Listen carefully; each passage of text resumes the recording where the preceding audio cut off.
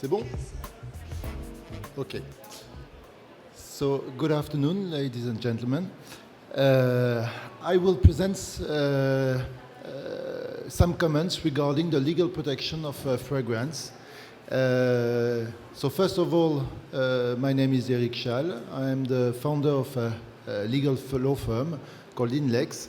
We are located in France. We are 80 people working in the IP field, and we have also offices in Africa. And I mean, we are only dedicated to IP protection. It means protection of trademarks, but also protection of commercial concept, protection of food recipe, of games, commercial ideas for shops, the way of the protection also of websites, etc. So, in fact, our main goal is to protect.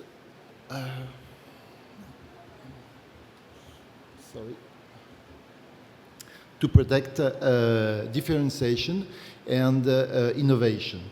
So, first idea is I don't want to have a speech which is too technical, so that it will be sometimes hard to understand for all of you. And I won't either make like a plea for the protection or contra the protection of fragrances. The idea is to give you an overall view of how is it right now concerning this question of protection of fragrances, and also to explain maybe some new ways to better protect fragrances, because we have had in the last months some new tools, and I think that this should be interesting. I'm sorry. So,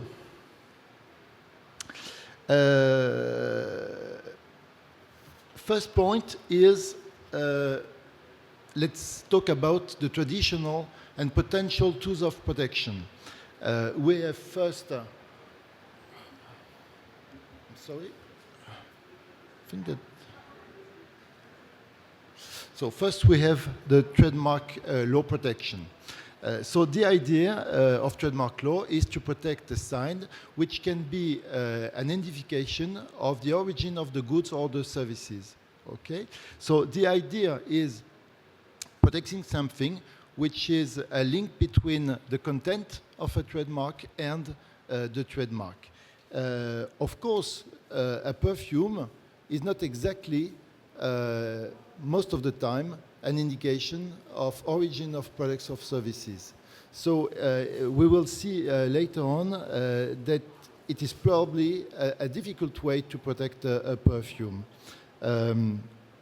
It's clear that there is a difference between the smell which is reproducing a flavor or a smell and the fragrance which has for objective to perfume. It's not exactly the same thing, and we will see that the fact that the fragrance is exactly the content of the product is, under the trademark law, a main problem. That's the first idea, is trademark law. Second idea is the patent law. And patent law is, in fact, protection of technical solutions to technical problems. So I will explain why it is difficult to protect a perfume through the patent law, and also why it is difficult and probably not a good way to protect it by a patent. Third point is copyright law. I mean, we have in the different countries, all the countries have a legal text on copyright, but there are main differences between the different countries. Let's just, for an example, for instance, in France, we have a very broad protection under copyright law. It means that more or less, once you have made a creation, you are already protected from the fact that you have created. For instance, in Italy, it's quite different because copyright law is only dedicated to creation which are not industrially reproduced. It means that, for instance, a chair, for instance, for Le Corbusier is protected under copyright law in France, but is not protected under copyright law in Italy. It can be protected in Italy only through model. So we have the problem concerning copyright law that we have laws in all the countries, but the scope of the protection is not the same in all the countries. And last is the possibility to have a protection through unfair competition. And we will talk later on between, first, the situation in Latin countries, where we have what we call concurrence déloyale or competencia desleal. And in the Anglo-Saxon countries, we have passing off action or unfair competition action. So we will say some words on this point. So question is, what are right now, concerning all these points, the limits of each kind of protection?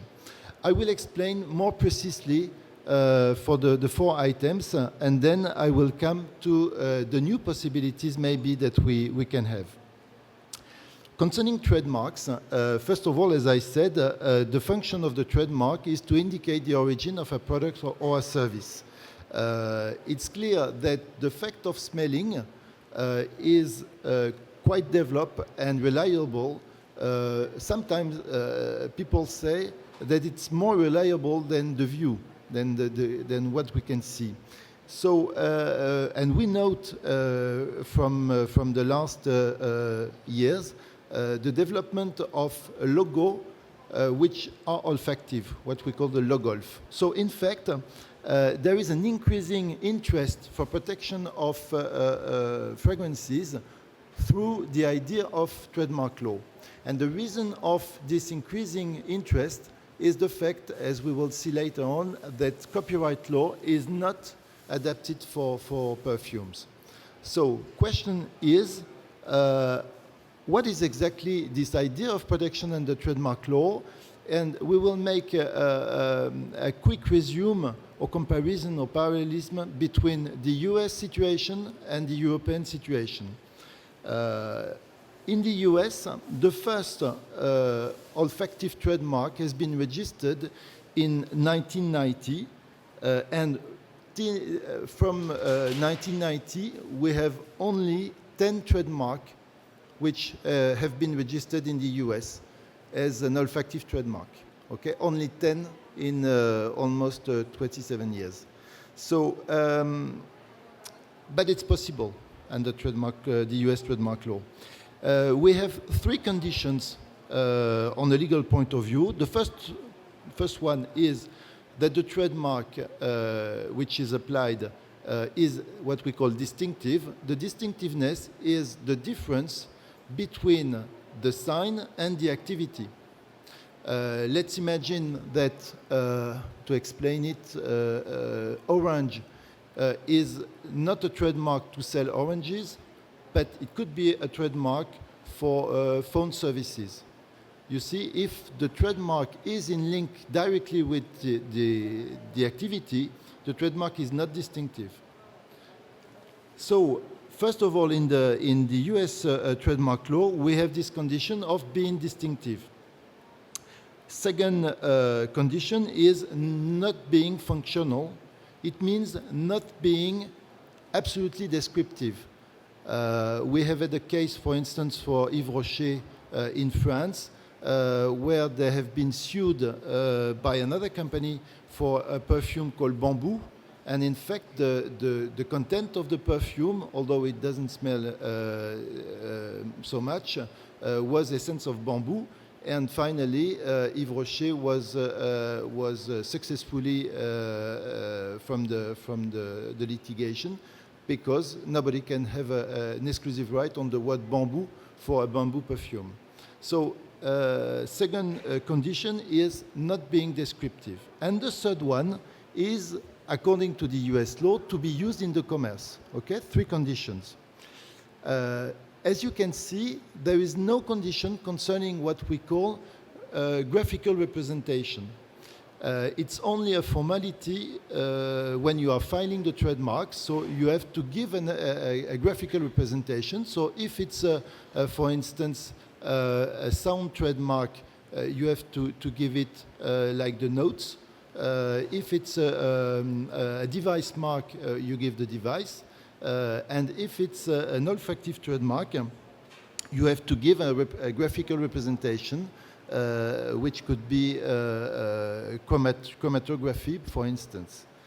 And last, which is also a formal requirement, it's the furnishment of a sample of, in this case, the perfume. Okay? So if I make some point for the history in the US, we have the registration. I will give three examples. First, the registration of the bird of frangipani for threads. So a perfume filed for a product. We have also a registration for a trademark compound of pina colada smell for ukulele. And we have also, which is something quite unusual, and also a musky flower for the Verizon stores. Okay, so for the 2 first cases, we had the registration of a trademark for a product.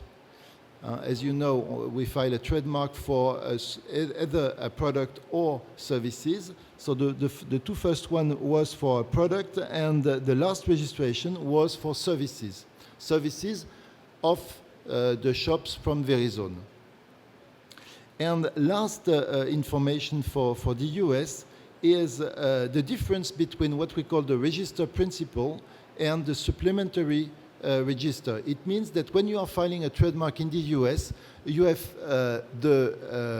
let's say the upper distinctive trademark, which are registered in the principal register, and those where the USPTO considers that they are lacking of distinctiveness, but they can be registered, they accept them in what we call the supplemental register, which gives a less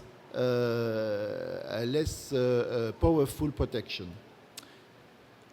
So when we come to the situation of the European Union, it's quite different.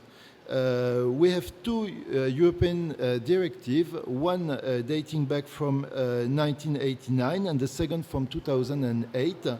And they, grosso modo, they say, what is registrable on a trademark is a sign which is graphically reproducible and which can distinguish the services or the products for a company from those of another company. So in this definition, we have this idea of graphically reproduction of the trademark, which we have not in the US text. And you will see that this has quite an impact. If we take the idea of the history of the registration of trademark for perfume in Europe, we see that before 2000 and after 1989, so after the arriving of the directive, we had 2 registries of trademarks in the UK. The first one was the registration of the smell of rose for tires.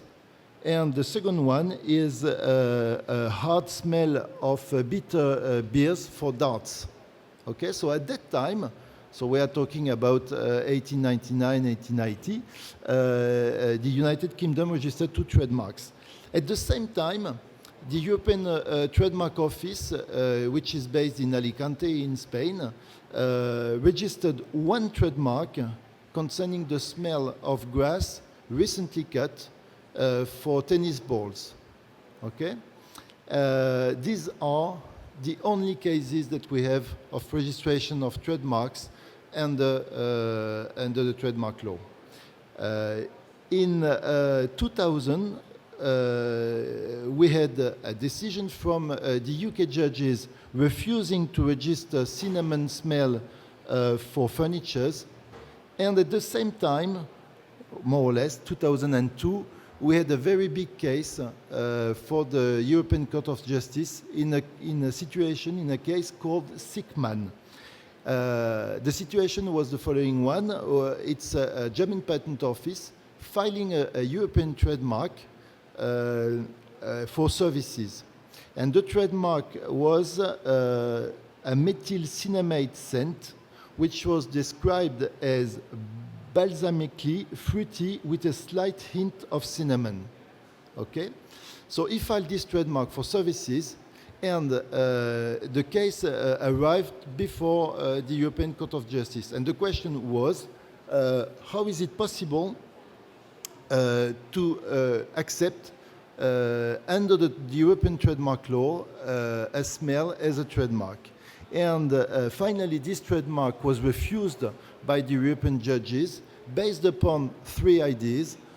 First one, because this guy filed all the possibilities to describe the formula, to describe the smell, and in this case, so it's called the Sickman case, there's been a response from the European Court of Justice on each point. So first point is chemical formula, and the judges said it's not intelligible enough, so it cannot be understood by all the people, all the public, so it should be refused. I think that this is quite surprising, because if you file a sound trademark and you do it with the notes, I mean, it's not available for all the people. You should know, in fact, the system of the notes. But they said chemical formula is not clear enough. Second point is description of the trademark, because he said balsamically fruity with a slight hint of cinnamon. And the judges said this is not clear enough, this is not objective, and they said that it was not sufficiently precise to be accepted.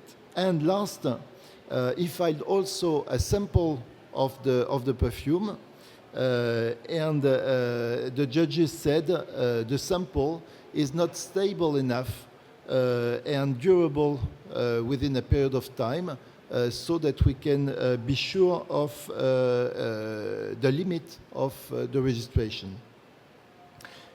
This dates back 2002.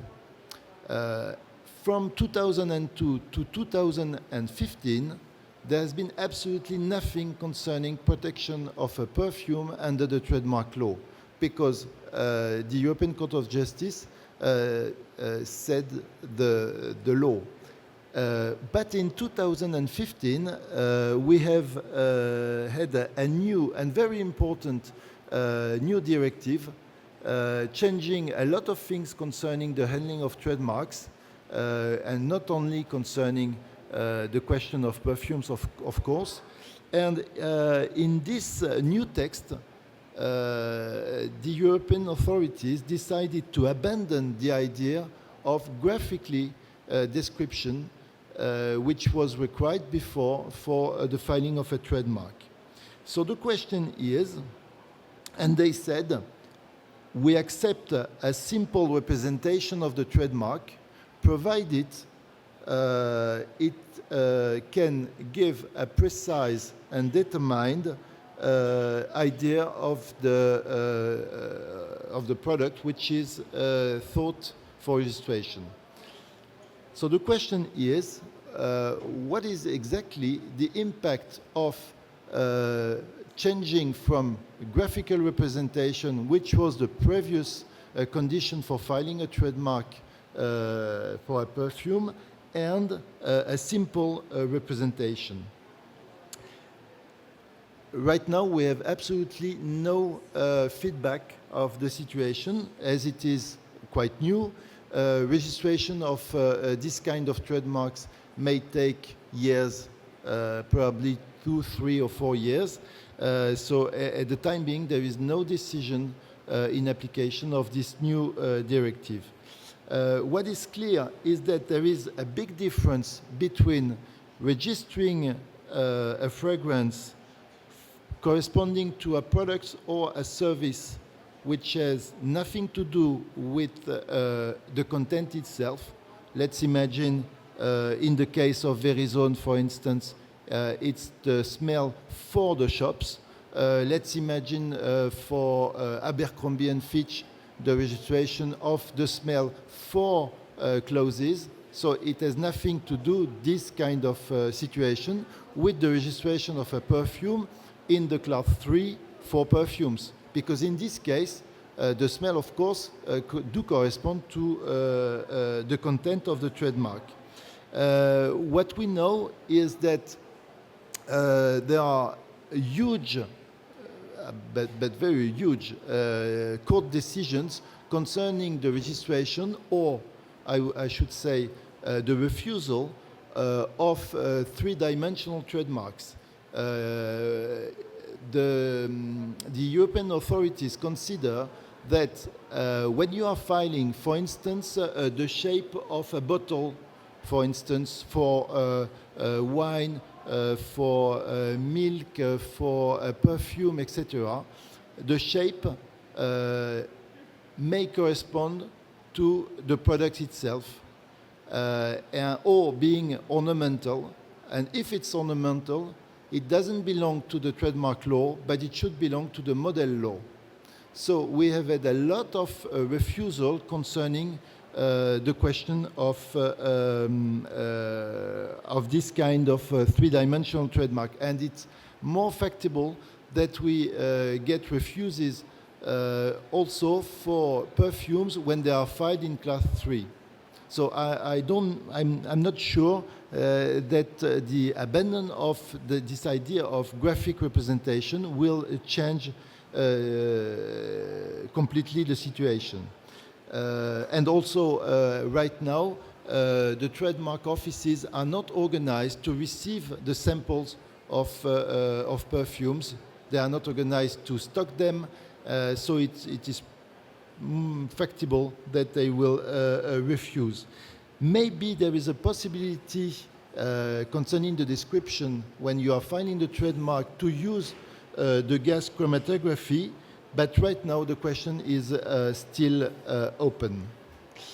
So that's first point. So if we can give a clear conclusion on the trademark law, we had a situation which is a possibility of registration, because in the law it is not prohibited to file an olfactive trademark.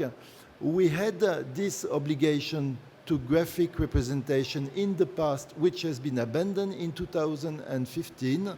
But right now, no trademark has been registered, and I'm not sure that it will be the case in the future unless we find a way to describe precisely the trademark which will be filed. Second point is the question of patent. So it's clear that, just to make a resume and going straight to the point, the way to get a smell may be protected as a patent. Okay? So let's say the chemical formula. It is possible to file a patent, and there are already, I saw recently something filed in the US by L'Oréal. But when you are filing as a patent the formula of a formula, you will not protect the result of the formula. It means that you are protecting this formula, but not the smell, which is the result of the application of the formula. Okay? It means that if you have different ways to come to the same smell, and you have a patent on one formula, it will not prevent you or give you possibilities to prevent the other to use another formula to get the same smell. So in fact, the problem of patent law is that it is not exactly adapted to the protection of the smell, which is in fact the objective of the people who wants to protect a smell.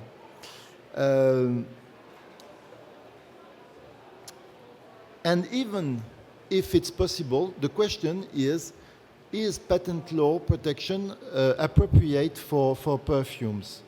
I think that it's not the case. I will slightly explain why.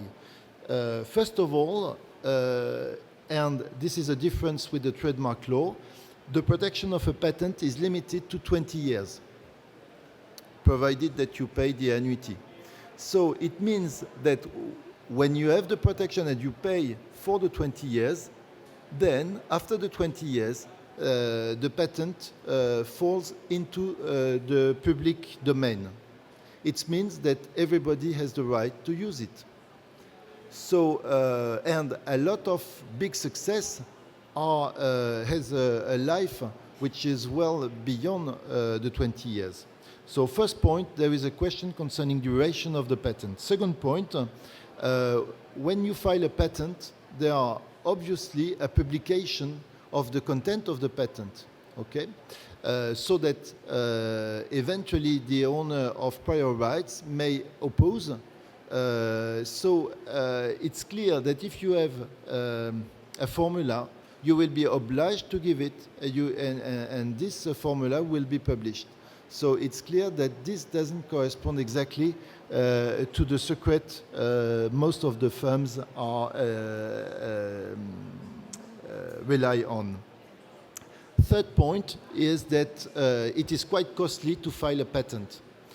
And the problem is that you file the patent and it's costly, then you have to register the patent, and the idea of patent is absolute novelty. So it means that if there is something which is already existing in anywhere in the world, this could destroy the novelty of the patent. So in fact, it is really hard to get a patent. And of course, it is expensive. So this is first point. And fourth point, when you file a patent, you have 1 year to extend the protection of the patent country per country. And if you do not extend the protection of the patent within the 1 year period, then the creation falls into the public domain. So it means that if you decide, if you don't have the money to extend the protection of the patent in all the countries, just for a question of budget, everybody will have the right to use your invention, the formula, in the countries where you didn't apply for. So it's clear that the problem of a patent is that once you file in your country, then it's a race, and if you don't have a big success quite quickly, in fact, you cannot protect outside your country. This is the reason why most of the time patent protection is adapted for big groups and not for small companies. And last, even if you get the registration, you will protect the formula, but you will not protect the smell. So in fact, is it worthwhile?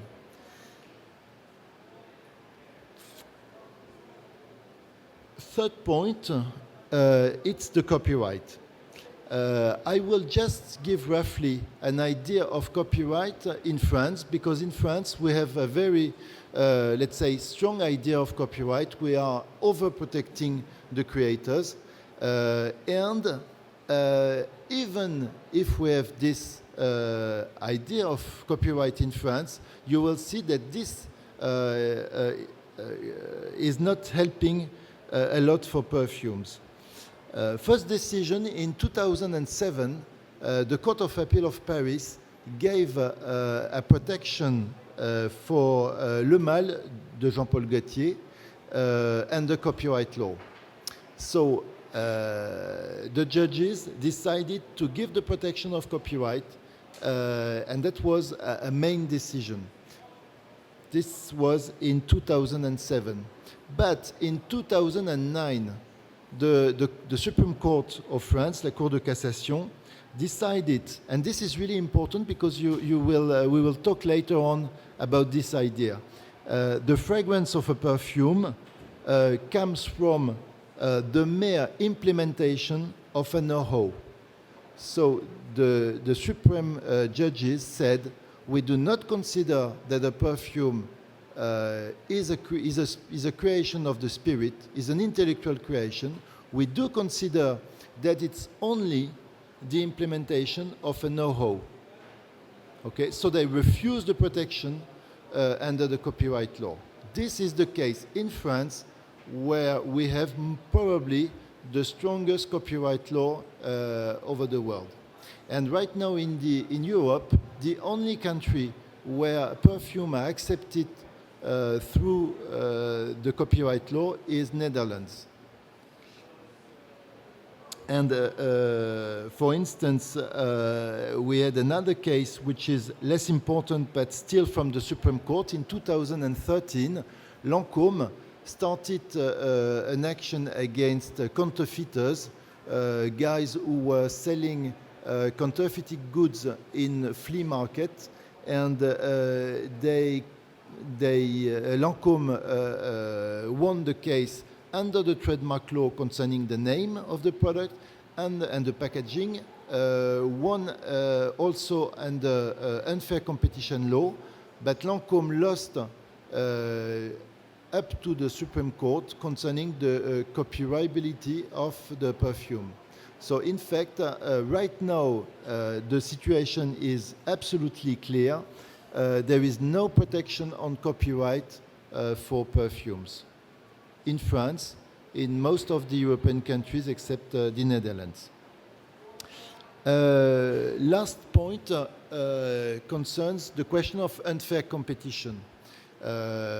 Another way to get the protection could be to attack somebody based upon unfair competition law. The idea is quite different between protection based upon an IP right, trademark, patent, or model, or things like that, or copyright, versus unfair competition. Because the protection that you get on an IP right is that if somebody doesn't respect the IP right, then he infringes your IP right. The judge look if the other side enter the scope of protection of your right, and eventually decide that it's a counterfeiting act. Okay, so we can say that counterfeiting is the fact of sanctioning the non-respect of a right. Okay, when we talk about unfair competition, it's a sanction against the behavior of somebody. Okay, so we are not talking anymore about a right. There is no right. The question is, what is the behavior of the third party? Is it legitimate or not? And to get a condemnation of somebody based upon the idea of unfair competition, you should prove first that there is a fault, second, that there is a prejudice, that you suffer a prejudice, and the prejudice should be in direct relation with the fault of the third party. It means that you have more or less two things really important to prove. First, that you suffer the prejudice, your turnover decreased, you lost customers, but you did not lose customers because you are not so good, I mean, on a commercial point of view. You have lost customers because these customers decided to take the other product of the other side. You see that it's necessary that there is a direct relationship. So it's, of course, and second point, the public should be confused. There is a misleading situation for the public. So it means, of course, that it's very difficult to prove that there is confusion and to prove that you suffer damages and that these damages were directly linked with the confusion. So this is the reason why most of the time it's really, really difficult to prove and to win upon this basis. So at that time, when we make the point, trademark law is not right now a good solution. Patent law not either. Unfair competition is difficult, but there is something new.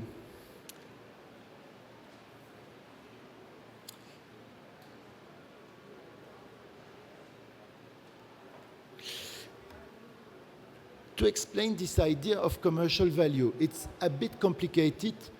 Just to explain, I will make a parallel to explain it. When we are talking about database, okay, there are two kinds of protection for database. The first one is the copyright, which protects the shape of the database. And you have a special right, what we call right sui generis, which is obtained per se, which protects the content of the database. And the idea behind this protection is that when the constitution of the database, the checking of the database, and the presentation of the database shows that there is a substantial investment, either financial, human, or material, then there is a protection for the database without doing nothing more. Okay, just because you have this investment, which is substantial. And if we make a parallel, there is an ISO norma concerning valuation of IP brand.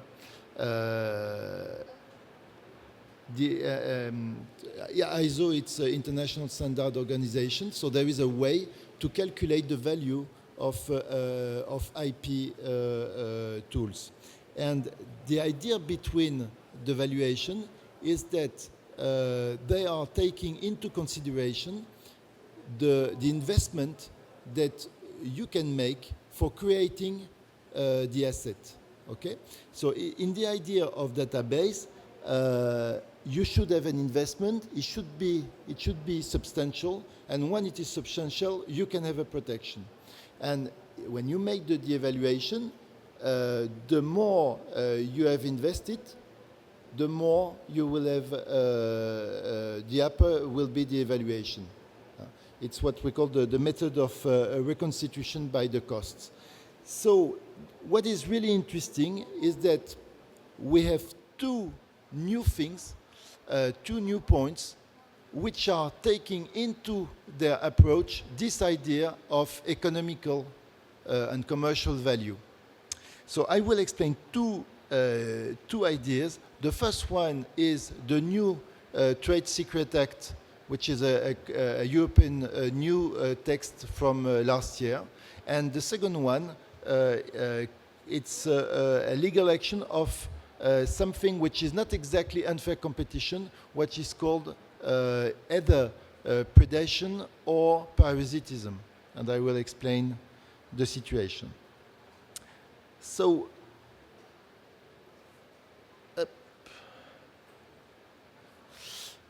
first point, let's talk about this question of trade secret. Before explaining the slide, I will talk about this directive, the name of the directive, because it's really important. It's really interesting to read. The number is 2016/943. And the title of the text is Protection of Know-hows and Non-disclosed Commercial Informations. So this text is fully about the protection of know-hows and all this kind of information which are secret. Let's remember that, for instance, in France, the judges, the Supreme Court, refused the protection for a pure perfume, saying that it's only know-how, okay? And you have a new text which is directly dedicated to know-how. So the text dates back July 5, 2016, so last year, and the countries have 2 years to transpose this directive into their own law. It means before June the 9th, 2018. There are 3 conditions concerning this text. The first one is information which are secret. So the question is, which are the information which are secret? And then the idea of secret, it's not as we can think about, it's only information which are not known for people specialized into the area. Okay, so it's not the public. It's people who are pro in the area, or information which are not easily accessible to these persons. The text doesn't say hardly accessible, but not easily accessible. So it means that it's not information which are absolutely new or innovating. So this is the first point, secret information. Second point, having a commercial value because they are secret. So there is a link between the commercial value and the fact of being secret. And third condition is once you have taken reasonable measures to keep them secret.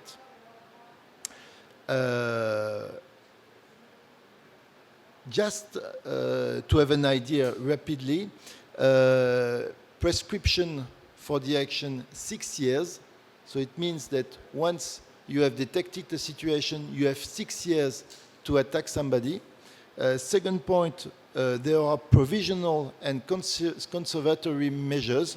For instance, to prohibit somebody to continue with the disclosure of the secret,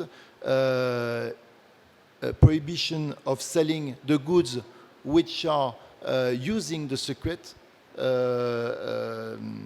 for instance, seizure, and also warranties. So there are a lot of measures to protect these trade secrets.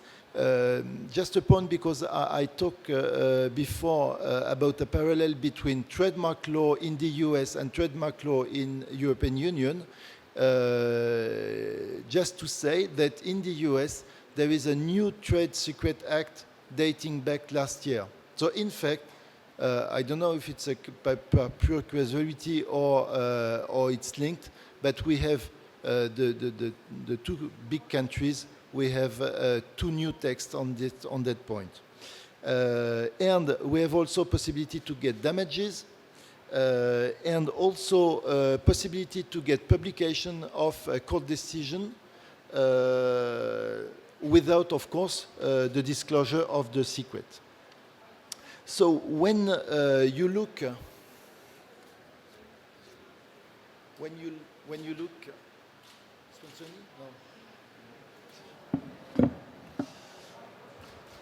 so when you look at the slide, in fact there are two entries to understand this question of trade secret. The first one upstairs is the idea of what is public and what is secret. It's clear that the Trade Secret Act is only dedicated to things which are secret. It means that when it is public, there are 2 questions: or there is a filing as a trademark, as a patent, as a model, as copyright, etc., or if there is nothing. And if you are on the side of being secret, the question is, what is the value of what is secret in your company? If there is a commercial value, then maybe there is a possibility to be protected through this Trade Secret Act. If there is no value, then there is nothing to do. So if you look through the idea of the value, you can see that if you have no value and public, then you should, and it's the white block, you should make economy on filings because there's nothing to file. If it's public and it has some value, you should probably contemplate the idea of filings. And if it's secret, if there is no value, well, it's secret, but there's no value, there's nothing to do. And if it's V plus the orange block, then you should contemplate to use the Trade Secret Act. So when you look, because this is really interesting, because we saw that the traditional potential ways of protection, trademark law, patent, etc., are not effectable. We see that there is another text coming recently, and the good point is that there is nothing special to do. There is no filing particular, so there is no expenses. So there are things which are really interesting. The only thing is, of course, as the third condition is to take reasonable measures to protect the secret, you have first to identify on which information should I apply the reasonable measures. So the first point, and it's not only concerning perfumes, I mean, it's concerning the know-how. For instance, I am one of the experts of the Franchise Federation in France, and a lot of companies having stores are involved in this question of how can we protect our know-how. And this text is probably a very, very good news for that point. I look, for instance, in 2012, there have been a decision from the Tribunal of Grace because two employees of a company were suspected to have stolen aromatic formula, okay, something like 600 formula. Okay, so they were attacked by their previous employers, and finally the Tribunal of Grace decided to relax them and to say there is nothing, because the basis of the action was copyright law. And the judges said, well, there is nothing we can do because perfumes are not protected under copyright, as I said before. So right now, if this formula would have been analyzed as a key information with commercial value, with reasonable measures, then the decision would have been completely different.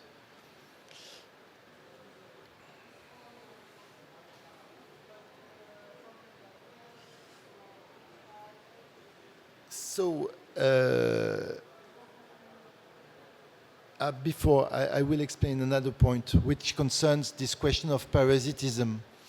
The idea of unfair competition, as I said, is first there is a fault, second there is a prejudice, and there is a link between the fault and the prejudice. Okay? And we therefore need this idea of confusion. The public must be misled so that we can win a case of unfair competition. There have been last year in France two decisions really interesting, and there is another one before in Spain, which are really interesting because they consider, they oppose, in the two decisions in France, it was concerning websites. The idea was clear. There were no IP rights on the website, no confusion. So no IP rights means no possibility of counterfeiting action based on trademark right or etc. No confusion means no possibility of action based upon unfair competition.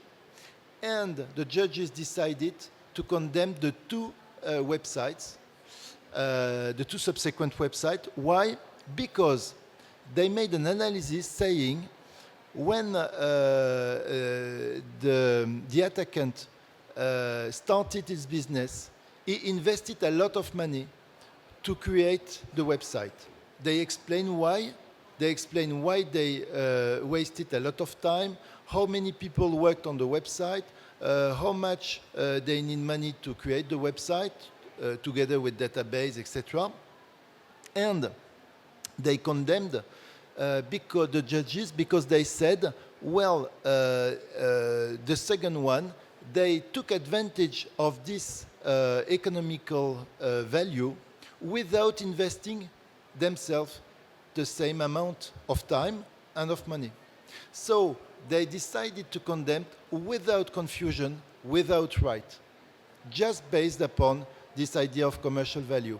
And this is interesting because in 2014, the Tribunal of Commerce of Alicante in Spain decided exactly on the same idea in favor of Carolina Herrera, Paco Rabanne, Nina Ricci, Jean-Paul Gaultier, against companies which copied the perfumes. So they based the action on this idea of parasitism, and they won.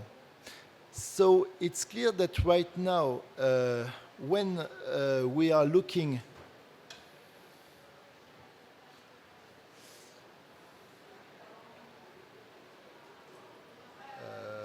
I'm sorry.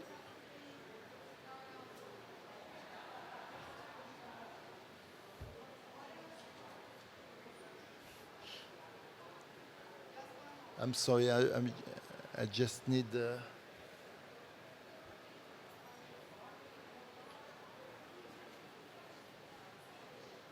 Yes, thank you. So you see, question, what should we do? First of all, is to adapt the strategy on the situation of each case. Situation of each case means situation of each country, because you do not handle the case the same way in France or in the Netherlands or in Italy, because the definition of copyright is exactly not the same. Second point, to be adapted to local rules.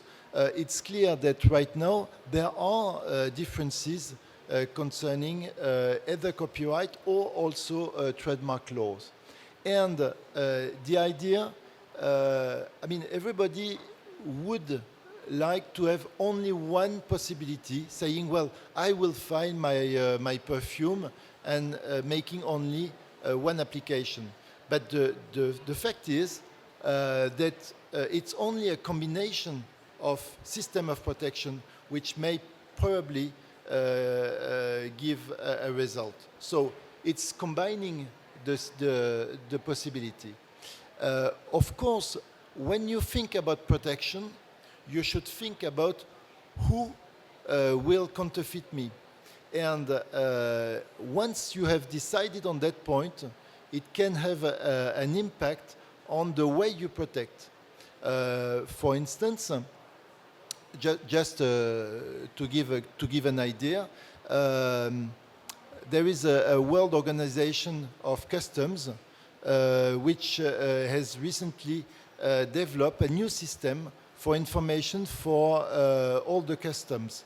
The idea is really simple, because when you have in a harbor a lot of products arriving, I mean, the customs, they do not have the time to check into the products. So they have created an online system where, and this is really good, for instance, for cosmetics, for perfumes, for clothes, etc., where companies, they are registering information concerning, first, their right, and second, the way they are sending the products. So let's say, for instance, if I am working for shoes, let's imagine, I am producing my shoes in Tunisia or Morocco, for instance, I will explain to the customs that I am only working with these companies of transport. So if the customs